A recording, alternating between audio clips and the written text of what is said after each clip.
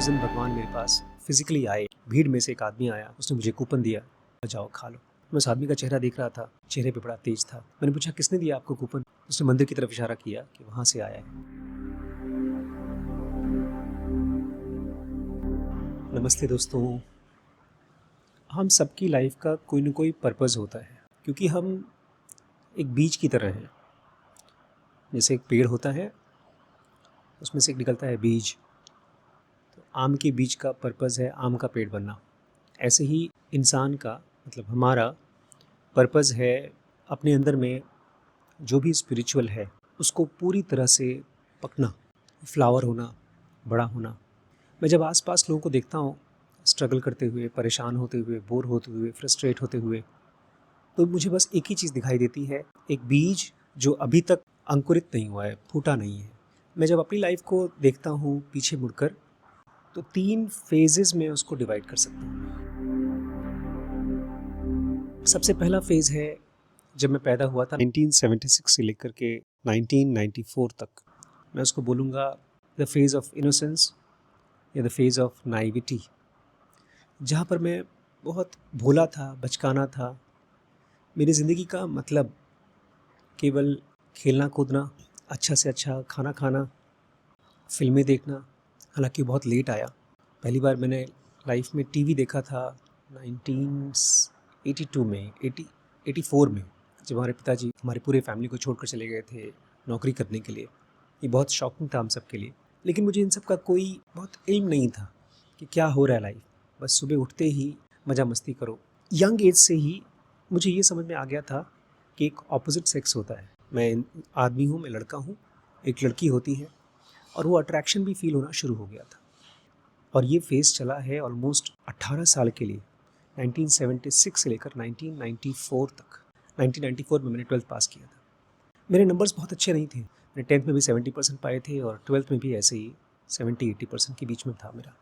आज अगर मैं पीछे मुड़ के देखता हूँ तो उसमें से कोई ऐसी चीज़ नहीं है जो मैं आप लोगों को शेयर कर सकूँ।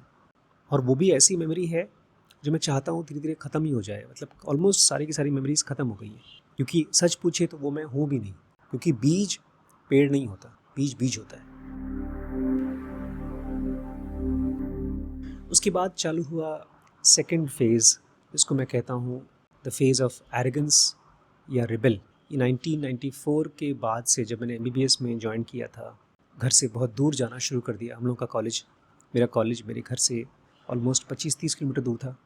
सुबह 7 बजे निकलते थे, शाम को 7-8 बजे तक आते थे। फर्स्ट ईयर में तो फिर भी थोड़ा भोलापन था, लेकिन सेकेंड ईयर से लड़के लड़कियों के बीच में दोस्ती होना, वो सब चीज़ें चालू हो गई थी। और ये फेज़ चला है मेरा 1995 से लेकर के 2002 तक। ये वही फेज़ था जब मैंने एमबीबीएस में एडमिशन ले लिया और ढेर सारे ऐसे झटके लगे मुझे अपने बारे में जो मैंने पहले कभी एक्सपेक्ट नहीं किया था। अभी कुछ दिन पहले मैंने अपने ऊपर एक वीडियो बनाया था, अपने बारे में आपसे शेयर किया था। तो आपने मुझसे कहा था कि सर उस एक्सीडेंट के बारे में बताइए जो आपके साथ हुआ था, सबसे बड़ा एक्सीडेंट। हमारे घर में एक सुसाइड हुआ था। लेकिन वो एक्सीडेंट के बाद मैं चेंज नहीं हुआ। मेरा चेंज इसी फेज़ में चालू हो गया था, 1994 से 2003 के फेज़ में।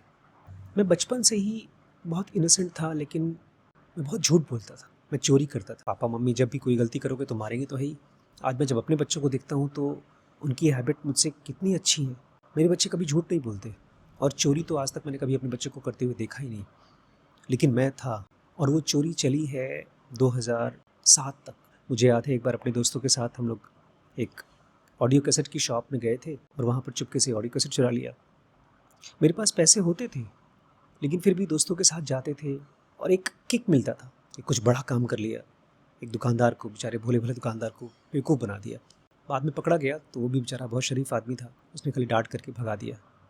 लेकिन वो फेज़ बहुत डिस्टर्बिंग फेज़ था, और मुझे लगता है वो फेज़ मेरी लाइफ का वो टाइम था जब एक बीज फट रहा था, फूट रहा था, और उसमें से अंकुर निकल रहे थे। पहला दूसरा पत्ता होता है वो निकल रहा था।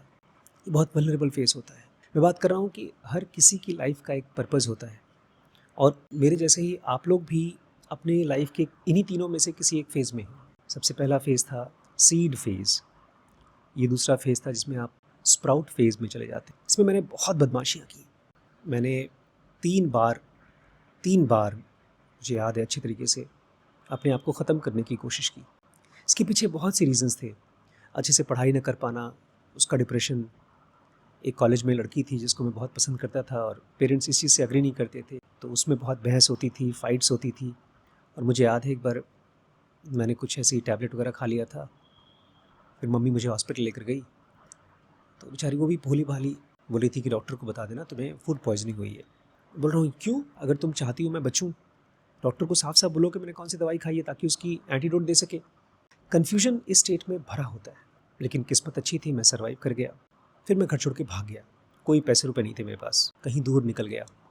मुझे याद है मैं एक बार तिरुपति बालाजी गया था अकेले ही, और वहाँ सेकंड टाइम डिसाइड किया कि मैं अपने आप को अब ख़त्म कर दूंगा, भगवान के लिए अपने आप को बलिदान कर दूंगा।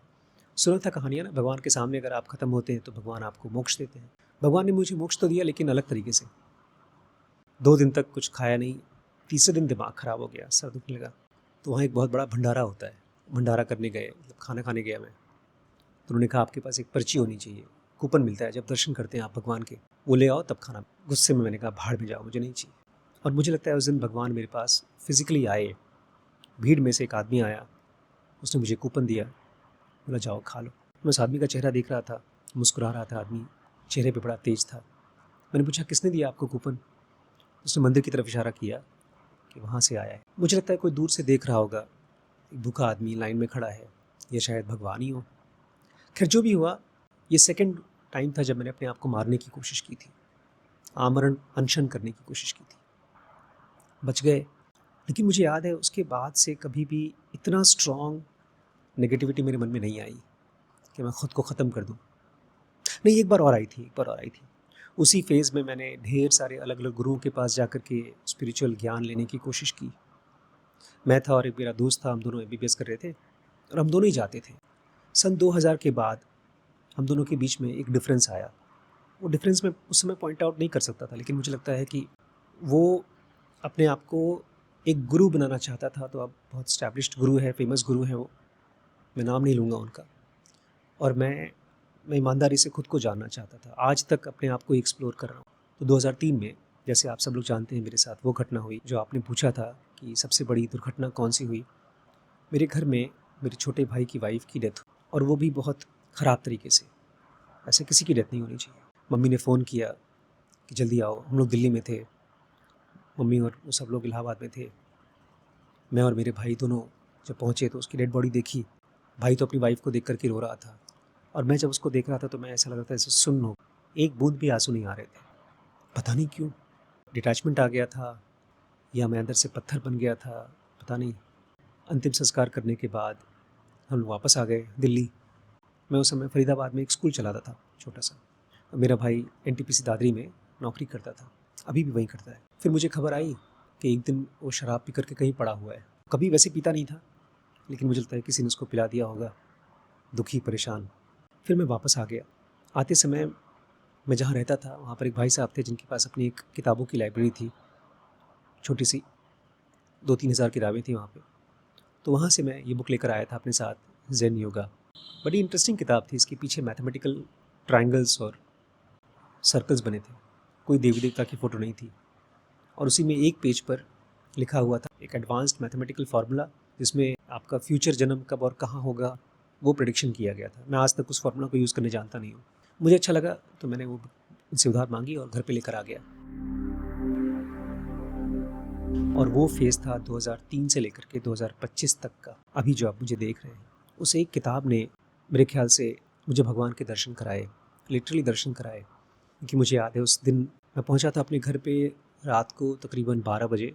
थक गया था बाइक से, फरीदाबाद से मैं गाज़ियाबाद आया था, 30-40-50 किलोमीटर का डिस्टेंस ट्रैवल किया था, थक गया था। घर पहुंचते ही अपना खाना वाना खाया, 2-4-10 पेज पढ़े और सो गया। और फिर सुबह 4 बजे मेरी नींद खुली, एक बहुत ही स्ट्रेंज सपने से। उस सपने को मैंने बहुत बार यूट्यूब पे बताया है, मैं फिर से बता सकता हूँ। किसी ने मुझे सपने में कुछ दिया, एक भगवान जैसी आकृति थी, भगवान शंकर जैसी, उन्होंने मुझे कुछ दिया। और फिर मैंने उसको विश्वास किया। उसके ऊपर एक छोटी सी मूर्ति थी, स्टैचू थी, एक जानवर की, शायद भैंस की। उसको मैंने ज़िंदा किया। सपने में, सब सपना चल रहा था, जो बड़ा हो गया। फिर मैंने उसको बैठ करके राइड किया। था तो सपना, लेकिन जब मैं सुबह उठा तो मुझे वो किताब मेरे सामने पड़ी हुई थी, ज़ेन योगा। मैंने उसको पढ़ना शुरू किया, 1 page, 2 page, 4 page, 10 page, 20 page, 50 page. शाम हो गई, सुबह 4 बजे से पढ़ते पढ़ते शाम के 4 बज गए। बीच में नहाने धोने गया था, खाना वाना खाया और ऐसा लग रहा था जैसे कि सालों का कन्फ्यूजन ख़त्म हो गया। मेरे वो सारे सवाल जो मैं पूछ रहा था और ढेर सारे सवाल जो मैं जानता ही नहीं था कि मुझे पूछना चाहिए, वो सब मेरे सामने ऐसा लग रहा था जैसे किसी ने फ़िल्म खोल करके रख दी है, एक पिक्चर दिखा दी। शायद यही विश्वरूप होता है, क्योंकि उसके बाद से फिर मैं कभी सो नहीं पाया। ये फ़ेज़ को मैं बोलता हूँ द फेज़ ऑफ रिफ्लेक्शन, या तो आशीष दजनोगी फ़ेज़। क्योंकि उस दिन के बाद मुझे याद है, मैं कंटिन्यूअस करीब 300-400 पेज की किताब है, मैंने उसको पूरा पढ़ा। मैंने कांटेक्ट करने की कोशिश की किताब के ऑथर डॉक्टर सहर को, पता चला वो है नहीं अब इस दुनिया में। फिर वहाँ से मुझे कुछ मेल्स आए, कुछ किताबें आईं, फिर मैंने सब छोड़ दिया, जो नौकरी थी वो छोड़ दी। उस समय मैं स्कूल चलाता था, कोई वैसे भी बहुत अच्छी नौकरी थी नहीं मेरे लिए। मैंने एमबीबीएस किया था, तो जाकर के एक एमबीबीएस की नौकरी पकड़ी। फिर मैंने पीजी किया। उसी प्रोसेस में डॉक्टर साहब, मेरी वाइफ मेरी लाइफ में आई, और मैं उनसे आज भी कहता हूँ कि अगर तुम मुझसे पहले मिली होती 2003 के पहले, तो कतई शादी नहीं करती, और शायद मैं भी हिम्मत नहीं करता कि ऐसी लड़की से शादी करूँगा, क्योंकि वो बहुत ही सुलझी हुई स्ट्रेट पर्सन है, उलझन नहीं, मतलब उनकी लाइफ में कोई दोगलापन नहीं है, जो सोचती है वही बोलती है। और मैं पूरी तरह से कंफ्यूज्ड और बेकार आदमी था 2003 के पहले। ऐसा लगता है जैसे जंगली जानवर था मैं। बाहर से देखेगा तो उसको मैं अच्छा इंसान दिखता था, लेकिन अंदर मैं जानता हूँ। लेकिन उसके बाद कुछ ऐसा हुआ जिसमें मुझे ये समझ में आया कि मुझे करना क्या है। ये भी मैंने बहुत बार बोला है यूट्यूब पे। जो मेरे पुराने एम्प्लॉयर थे जिनके साथ मैंने स्कूल खोला था, उन्हीं की बिल्डिंग में हमने स्कूल खोला था, उन्होंने मुझे फ़ोन किया कि आशीष कब आओगे वापस।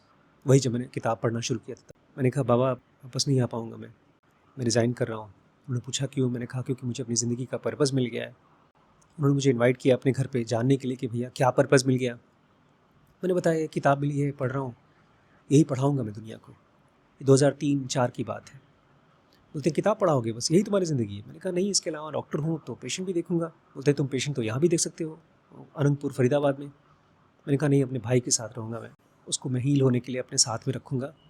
बोलते अपने भाई को यहाँ ले आओ। मैंने कहा नहीं, उसकी नौकरी है वहाँ पर एनटीपीसी में, तो मैं उसी के साथ रहूँगा। उन्होंने कहा क्या पढ़ा है इस किताब में? तो मैंने थोड़ा बहुत जो भी उस समय आता था मैंने पढ़ाया, समझाया। उन्होंने कहा मेरे बच्चों को पढ़ाओ, उनकी 2 बेटियाँ हैं, उसमें से छोटी बेटी थी उस समय घर पे, थोड़ा बहुत उसको समझाया, पढ़ाया। फिर हमारे साथ जो स्कूल के फ्रेंड्स थे उनको मैंने कुछ जो भी किताब में ब्रेन के बारे में, माइंड के बारे में, योग के बारे में समझा था, समझाया। सबको अच्छा लगा, लेकिन मुझे लगता है कि जब लकड़ी सूख जाती है तब उसमें आग लगती है, और ऐसे ही जब एक फ़ेज़ पूरा हो जाता है तब लाइफ का नेक्स्ट फ़ेज़ आता है। आज तक मुझे ऐसा कोई मिला नहीं जिसको उस किताब ने ऐसे छुआ हो जैसे मुझे छुआ है। अब जाकर के मैं देखता हूँ मेरे बच्चों में वो चीज़ आ रही है, शिरीष में, वैभव में। हर किसी का एक पर्पज़ होता है लाइफ में, और पर्पज़ बहुत कॉम्प्लेक्स नहीं है, एक ही पर्पज़ है, ईश्वर को अपने अंदर में से बाहर आने देना। दूसरा एक और पर्पज़ है कि आप इस लाइफ में किसी और के ऊपर डिपेंडेंट ना हो। अगर आपके दोनों हाथ दोनों पैर काम कर रहे हैं, ये भी एक इम्पॉर्टेंट काम है कि आप किसी और के ऊपर डिपेंडेंट ना हो। ये 2 चीज़ें मैं अपने साथ लेकर चला। उसके बाद से मैंने अपने आप को, मुझे ये समझ में आ गया, ये दुनिया इतनी सिंपल है नहीं जितना हमको लगती है। मतलब ये दुनिया बहुत छुपी हुई है, उसके बहुत से सीक्रेट रूल्स हैं, लॉज हैं, उसको समझना होगा। फिर मैंने धीरे धीरे 2011 में हम लोग लखीमपुर खीरी आए थे। फिर मेरी एक अलग ही यात्रा चालू हुई जहाँ पर किताबें खरीदना और पढ़ना, ये मेरी लाइफ का पर्पस था। आज भी वही करते हैं हम लोग, बुक्स पढ़ते हैं, पढ़ाते हैं। अब धीमे धीमे आप लोगों के साथ व्लॉग्स के रूप में अपनी बातें शेयर कर रहा हूँ, क्योंकि मुझे लगता है कि जैसे मैं हूँ वैसे ही आप हैं, और हम सब एक ही पेड़ के फल या तो बीज कह लीजिए, और वो पेड़ है लाइफ या तो ईश्वर, और हम सब, हर एक इंसान उसका एक बीज है, और हम सब का पर्पज़ है उस ईश्वर को अपने अंदर से बाहर निकलने देना। हम सब का एक पर्पज़ है, और आप उसी पर्पज़ पे हैं, चल रहे हैं। अगर कन्फ्यूजन कभी हो तो अपने आप को बताइएगा कि अभी बीज काम कर रहा है, अभी वो बहुत जल्दी फलेगा, बड़ा होगा। हम अकेले नहीं हैं, हमारे ऊपर लाइफ काम कर रही है, बहुत ही ज़िंदा चीज़ है। हमारा एक छोटा सा ग्रुप है, जनों की ग्रुप, हर संडे को हम लोग जूम मीटिंग करते हैं। तो उसमें मैं बता रहा था कि एक यूनिवर्सल डिवाइन माइंड है, जैसे हवा होता है ऐसे ही, और उससे भी ज़्यादा पावरफुल, वो पूरी दुनिया में फैला हुआ है, वो सब कुछ जानता है, लेकिन वो भगवान नहीं है। आज अगर कोई भी एआई बहुत समझदार हो जाएगी, उससे भी कहीं ज़्यादा जानता है वो। वही हमारे बॉडी में जीन्स बनाता है, खाली इंसान नहीं, हर एक प्रजाति, हर एक चीज़ उसी की वजह से क्रिएट होती है। वो माइंड है, तरह से ब्रह्मांड का माइंड, यूनिवर्सल माइंड है, और वो हमारे अंदर है। लेकिन हमारे अंदर उससे भी गहरी कोई चीज़ है जिसको हम ईश्वर बोलते हैं, उसको किसी माइंड की ज़रूरत नहीं पड़ती। तो उस ईश्वर के ऊपर एक लेयर है यूनिवर्सल डिवाइन माइंड की, और फिर उसके बाद ये बॉडी आती है, ये थॉट्स आते हैं, ये इमोशंस आते हैं। कभी भी दुख हो, फ्रस्ट्रेशन हो, तो अपने आप को बताइएगा कि अभी मैं बीज हूँ, मैं पेड़ बनने का इंतज़ार कर रहा हूँ। हड़बड़ी मत करिएगा। मुझे लगता है वो जो बीज का फेज़ था, जब मैं घर छोड़ के भाग रहा था, सुसाइड कर रहा था, अपने आप को नुकसान पहुँचाने की कोशिश कर रहा था, अपने साथ साथ घर वालों को भी टॉर्चर कर रहा था, वो फेज़ बहुत आसानी से क्रॉस हो सकता है, बशर्ते आप अपने आप से ये कह सकें कि मैं कुछ सीखने आया हूँ दुनिया में। केवल अगर ये सोच के चलते हैं कि मुझे एंजॉय करना है, जो भी आसपास में है उसको खाना है, जिसके साथ भी मुझे घूमना है, एंजॉय करना है, फ़न करना है, खाली अगर ये सोच के चलते हैं, तो फिर आपकी लाइफ में वो फ्रस्ट्रेशन का पीरियड बहुत लंबा होगा, क्योंकि हमारा पर्पज़ ही ये नहीं है कि हम एंजॉय करें। इसलिए हर एक इंसान झटका खाता है। जब छोटे से हैं, स्कूल जाते हैं, पढ़ते लिखते हैं, नंबर अच्छे आते हैं, फिर एक दिन फेल हो जाते हैं। फेल हो जाते हैं तो झटका लगता है, और वो इसलिए क्योंकि स्कूल की पढ़ाई केवल एक छोटा सा पेज है हमारी पढ़ाई का, हमारी नॉलेज का। रियल पढ़ाई तो तब शुरू होती है जब हम खुद से पूछते हैं। मैंने खुद से पूछा था 2003 में, क्या कोई भगवान है, और अगर है तो प्लीज़ मुझे दर्शन दो। आपका भी वही पर्पज़ है जो मेरा है, आप भी एक ज़िंदगी हैं, लेकिन अभी मेकिंग में है। अगर आप मेरे साथ इस यात्रा में चलना चाहते हैं तो ये नंबर है, इस पर कॉन्टैक्ट करिए। सही समय आएगा तो शुरू हो जाएगा।